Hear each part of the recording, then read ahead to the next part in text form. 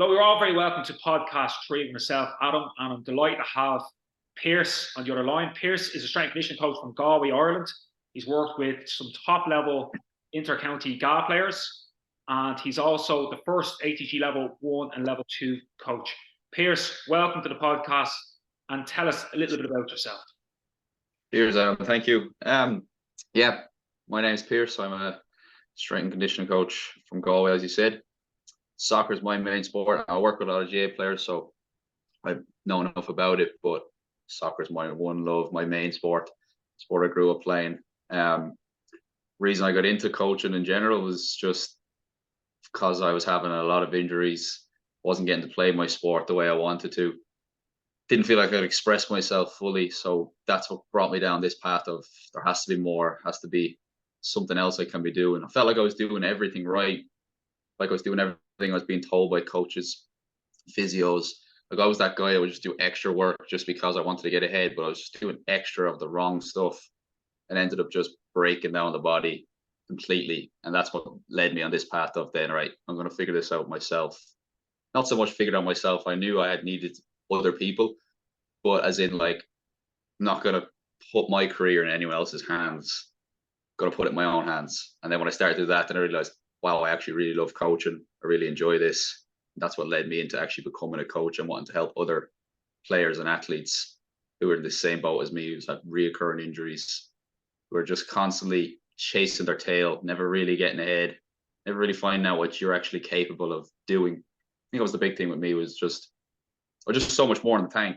You just feel like so much more there that I can give, but I just can't do it. Like it's just that inhibition. It's just not allowing me to actually go and express myself. So that's what got me into coaching. And I just try to give the gift back to other athletes who are in the same boat.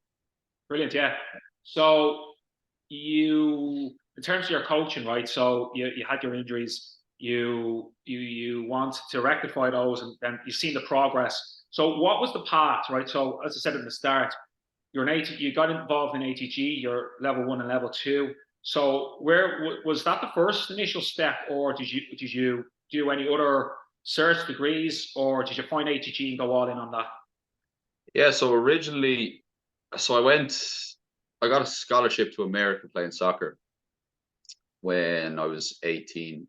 Went over there, and I played the season there. Like we did a great season, won our conference and everything. But it was the same thing. Like I thought I was always injured. I just always had injuries, but I was playing through them, taking painkillers, sort of the usual stuff people can relate to, just trying to get through games. And the seasons over there are so condensed. They're like 3-4 months long, 2 games every week for that period. So it's a really intense, short burst. So I just had to get through it. But it was then when I was like, no, I just like can't keep doing this. I can't just keep taking painkillers. Like, I'm only 18. Like this isn't right, like kind of thing. So then that's when I decided to go on the journey and just started researching. Basically at 18, 19, it was just like, get on YouTube, see what you can find. YouTube University, as I call it. Like there's so much there you can learn. That was the start of it. And then it was like, okay, I want to go a bit deeper. So started just dabbling in courses. I never really did like traditional courses, I would say. I always try and just seek out someone who had something that I wanted and see if I could buy a book of theirs or a course of theirs or whatever. So I did different courses on like general strength and conditioning from different coaches. Joel Jameson was like one of the first ones, like bigger investments I made in his conditioning course. That was good. And then, but then even still then, like the injuries were still happening. Like I knew more about strength and conditioning, but I still was having these niggling injuries. My tendons were still flaring up. I had knee tendonitis for years. And then about 2-3 years after that, then I found ATG. And then I was like, okay, there's something here. Like, this is pretty cool. So I went all in on that then, like all in, just said, okay, I'm going to go figure out exactly why. Because I signed up originally as a member, for like everyone. And literally about 2 weeks after as a member, I was like, no, I need to find out why this is the way it is. So I just signed up then for ATG for coaches. And that was the start of that journey. Then went all in on that, studied it, implemented it myself, got my own body back. Had a couple of friends that allowed me to test it out on them. Got some great results. I was like, okay, there's something cool here. And then that was that's the foundation now of everything that I do, comes from the lens of ATG. Yeah, brilliant. There's a lot of parallels to myself, and I think with the ATG stuff is when you do go all in on it, and it not just take dabble here and there, but if you do go all in like you did, and you see the results, like it's like it really is profound. It's such a profound effect, and like what you tendonitis in your knee, you tried other areas, other methods, but like that's the beauty about ATG. It's not a magic cure by any stretch, but if you do the work, you follow the recipe, you'll get pretty close, or you'll sort it out most of the time. And Yeah.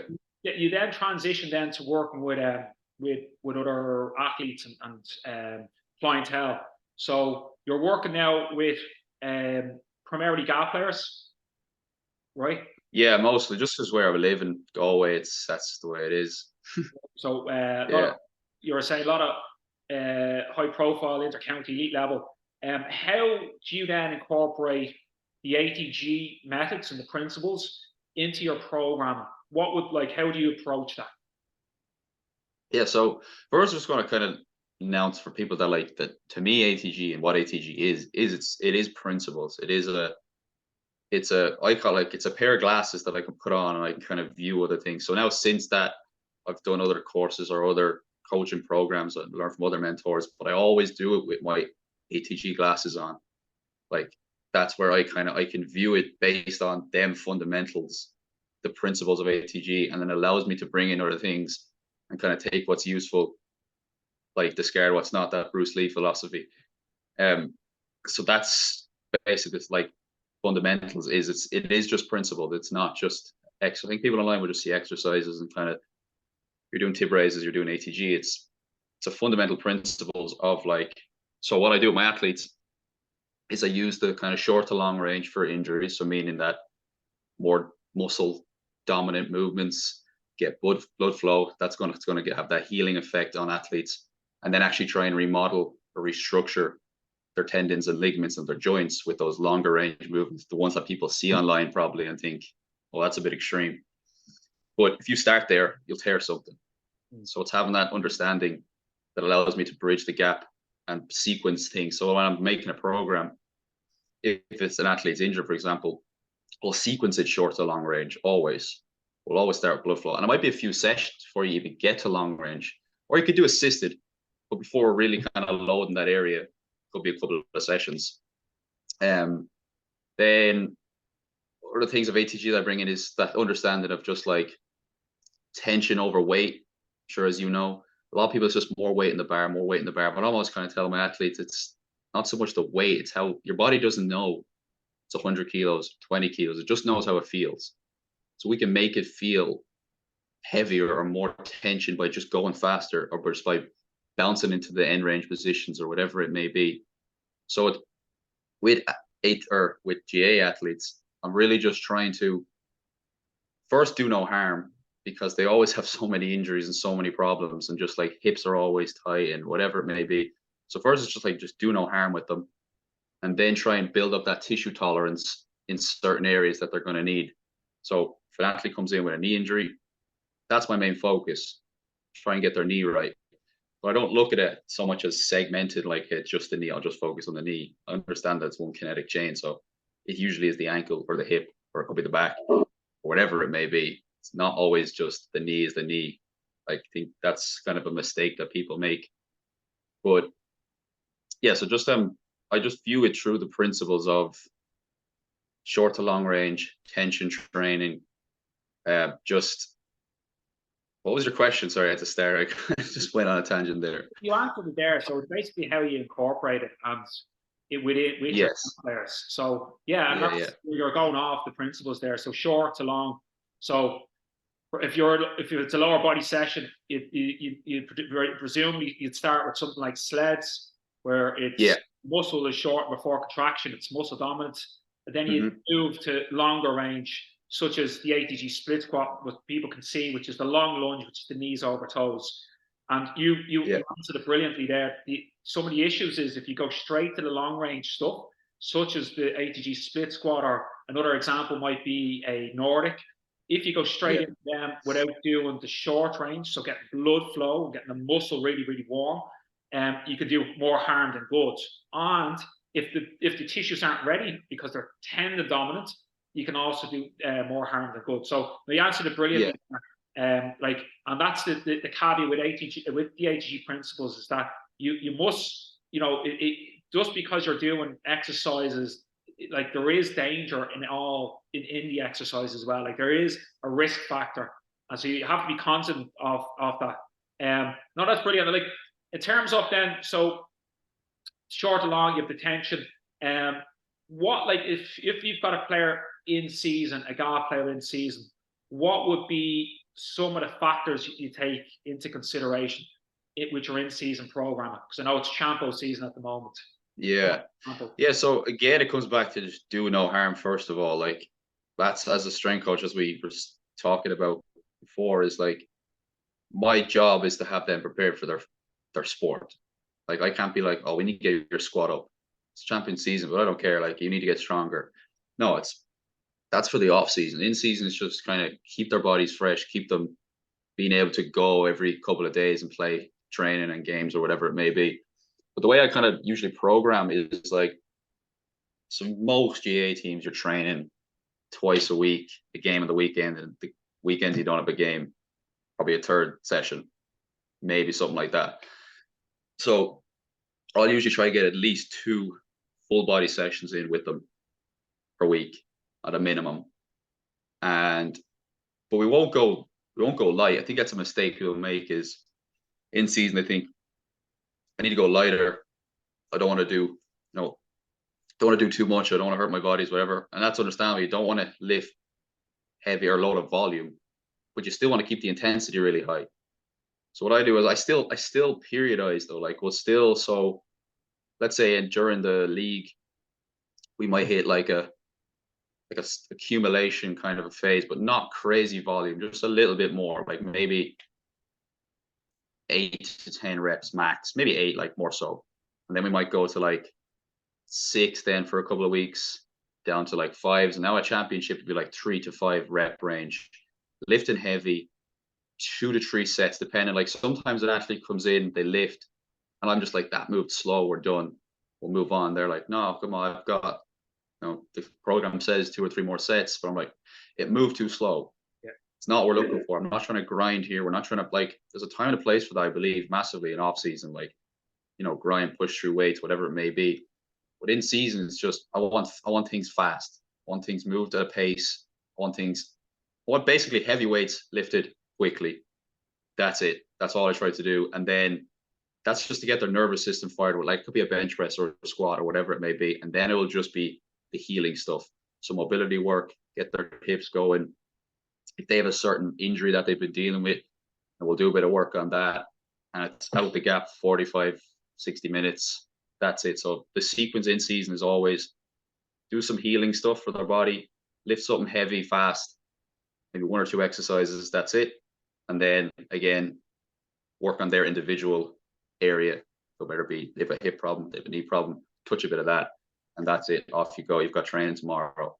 Like, you shouldn't be sore for it. I love that kind of 3-tier structure you just mentioned. That first, the healing stuff also acts as the warm up. You're going to lift your heavy stuff. So you're going to get that central nervous system. Going to keep your strength. Then you have the third tier, let's say, which is individualized. So if they need extra work on rotator cuff or hamstring, etc., you can put that in. And I think that's a very, very smart way of doing it. I like 45 minutes is perfect. Would you use any of the dense methods within season? Just to clarify with people, maybe clarify what dense is, and if you use it, just very, very quickly, just came to me there. Yeah, dense is essentially just on the minute training. So it's every minute on the minute you perform an exercise. So if it's a 10-minute block, say it's 10x3 or 10v3, meaning dense, that'll be you do 3 repetitions, and then on minute 1 you do 3 repetitions. On minute 2 you do 3 repetitions, and you go for 10 minutes. So you're getting 30 repetitions in 10-minute block. I use it sometimes, not really, like in season. I use a lot of dense, and I think it's great.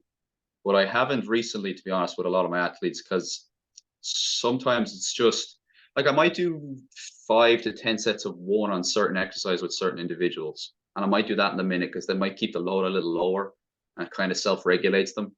So I do that, but I wouldn't do it any more than that because I usually only do maybe 2 to 3 sets with them. If for them it's heavy work that we're trying to get done, it usually is just like lift heavy, done. We got what we wanted. Let's move on. But off season and in with general pop or anyone like that, I love dense. Like I think dense is just a phenomenal tool. That's how I built my own strength for a lot of my exercises. Is I'll just or especially skills. Going a bit off topic, but like I'm trying to learn like a handstand or a muscle sprint like that, I'll always do that kind of stuff on the minute. I think it's much better for repetitive work to get the grease the groove and really learn a skill. But yeah, in season I just try to keep it like 2 or 3 sets, lift heavy, move on. Yeah, good stuff. And with your in season work as well, like what's the like you have the mobility side of things as well. Do you have a separate session for the lads to do mobility, or would you just put that at the end? Like, yeah, so a lot of the times I've worked with them maybe in the off season and we built a decent base, so we can just touch it at the end, certain areas, and we kind of get it done. But some of them, I'll give them, they might do it by themselves, like after training or on the other days. So like let's say Monday they're with me, Tuesday they're team training, Wednesday they're with me, Thursday they're team training, Friday they're off because they have a game Saturday. Try and just get like I try to get them certain, depending on the athlete and if he has certain issues, try and touch a little bit of mobility more often than just blasting it one day for a big session for an hour. I kind of more like just, okay, this area is tight, just sit in that stretch for 60 to 90 seconds every day. That's it. Doesn't have to be a lot. All you've got to do is accumulate like 4 to 5 minutes over a space of a week, I find to be enough. But the beauty of what we do is when you actually train strength through length, your tissues adapt.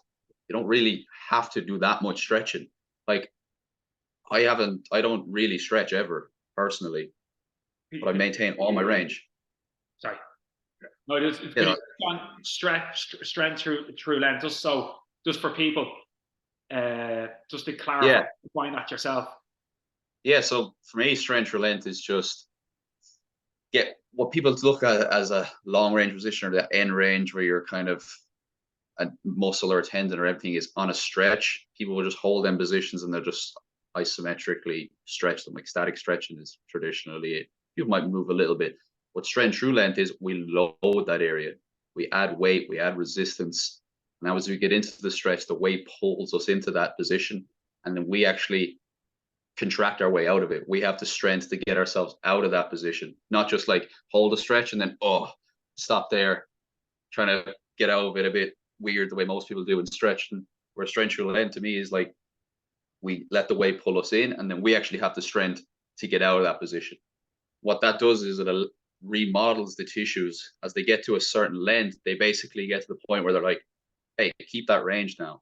Yeah. Like you don't have to keep stretching. Whereas if you stretch, statically stretch, you get to here. Like an hour later, you're here again. It doesn't, you have to keep on top of it. So when you train strength through length, basically after a while, you get to that point where your body's like, just keep it. But mobility and stretching is so important to get into those positions in the first place, because most people, athletes, they just can't get into those positions. We can't just load them up in those end range positions because they physically don't have the range. No matter how much weight I put on them, they can't get into that position. So that's where the stretching often comes in. So if you stretch every day for 60, 90 seconds at a certain area, whatever it may be, after a while, you've now gained access to that area. Now we can load the tissues. After a couple of weeks or months, whatever it may be, depending on the person's adaptation, you'll have that position, and that's it. Then you really don't have to stretch anymore. Brilliant. Yeah, no, great. And that's why I just kind of touched on it there, because I think the strength through length. So example would be, let's say, a Jefferson curl with the hamstring flexibility. It could be a reverse Nordic where you have hip flexors. I think there's a real missing link with GAA players. I don't know what you think as well. You know, they're doing mobility, but as it says, it's the passive mobility. Yes, you do need some mobility to get into them positions, but it's all very, very passive, where you're doing a mobility drill, you get a little bit of range of motion, but it's very, very hard unless you're doing hours or spending a long time in those positions. It's not going to force the adaptations. Whereas, as you says, when you're putting tension, and it can be resistance or just your body weight, that can be enough.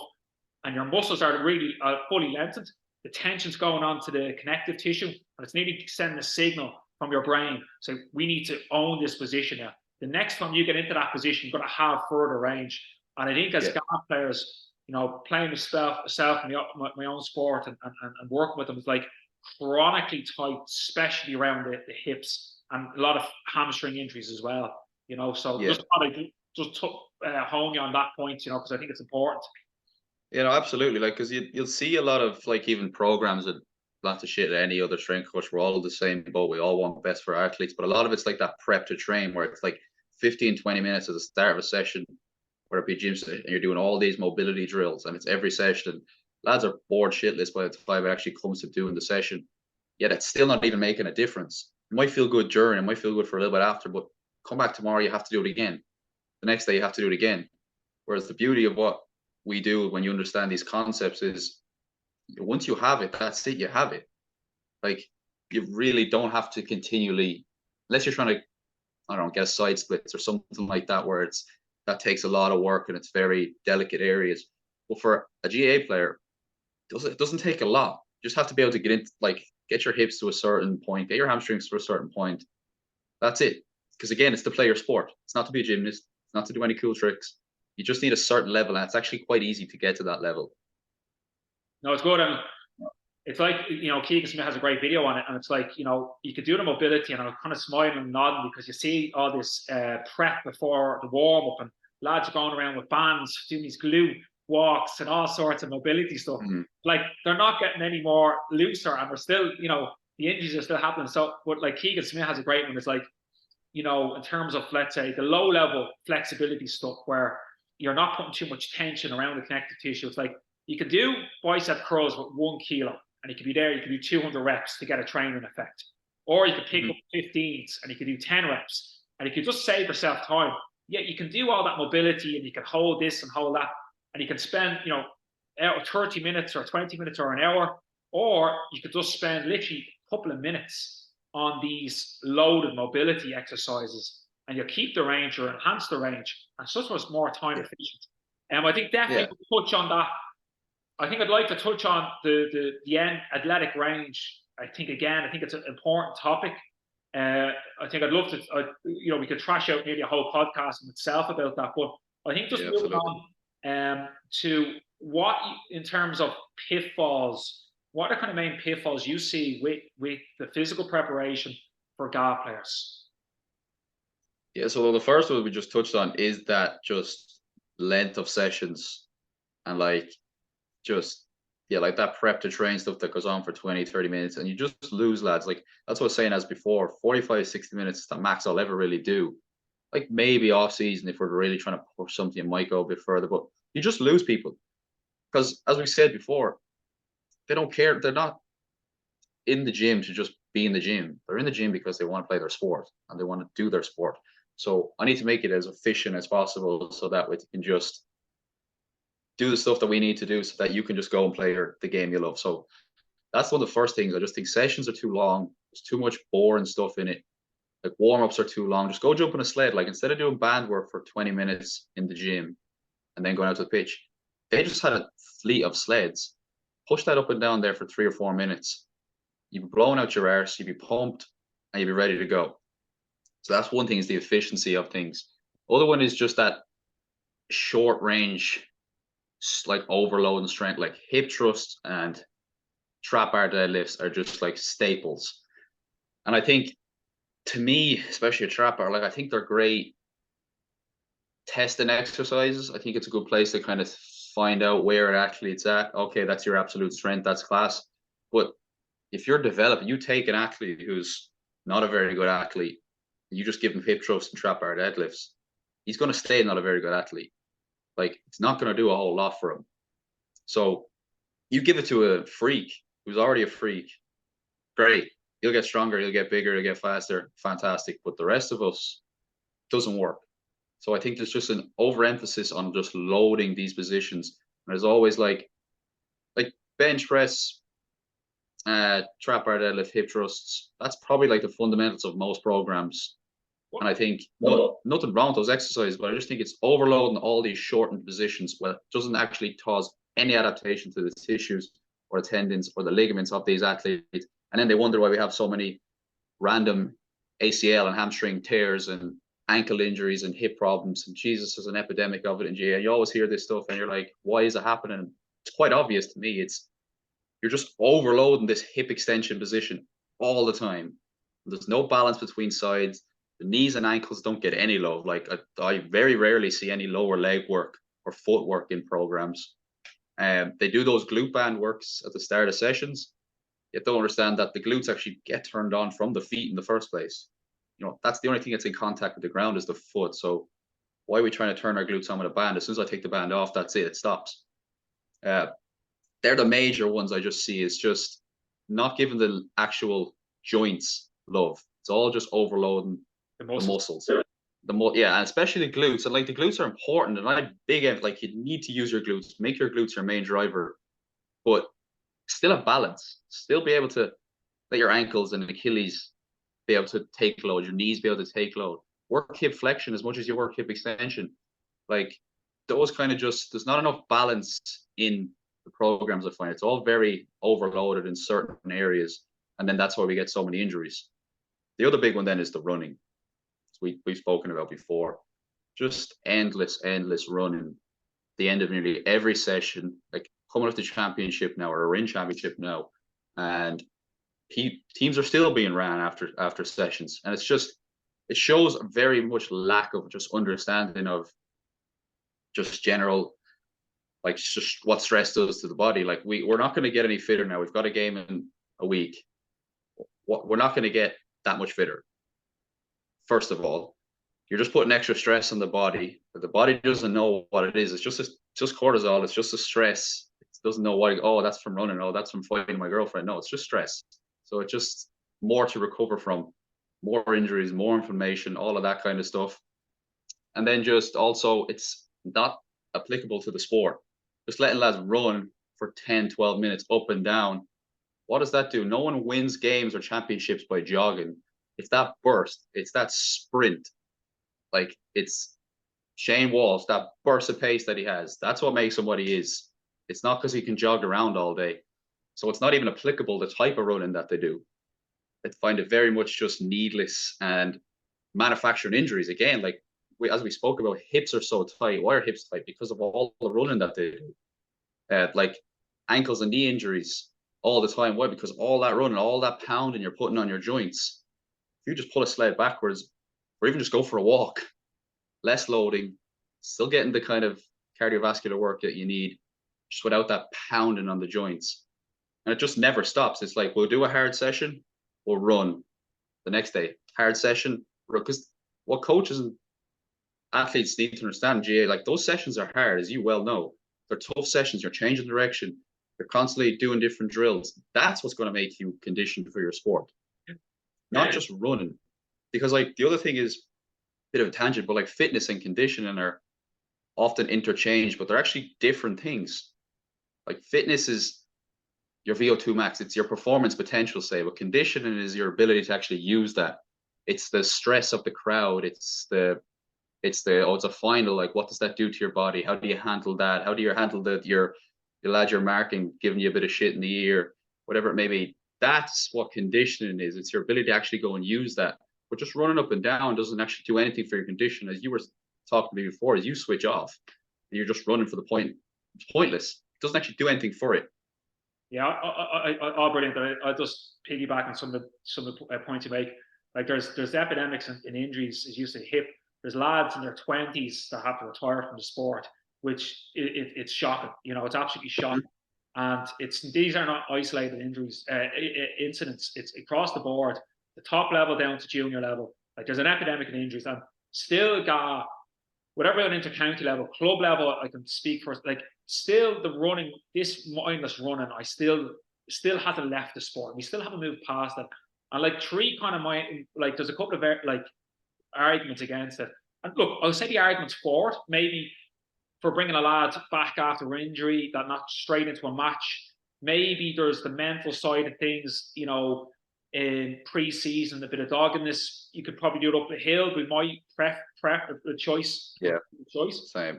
But this running, and it's more times at the end of the session, from people who are already fatigued from actually the drills in the match, and then your risk of injury is just going to shoot up for starters, right? You're not going to keep the lads any fresher. But also then you look at, as you mentioned, it's the demands of the sport. GAA is a game of high outputs, high speed outputs, and then you recover. It's not this mindless running up and back, 10-minute block, 12-minute block, but very little rest in between. The other point as well is that you look at the best players, you look at the elite levels, you mentioned Shane Walsh's, your Clearfords, your Conor Callans, like what the big kind of physical quality have, their main physical quality is their athleticism and their pace.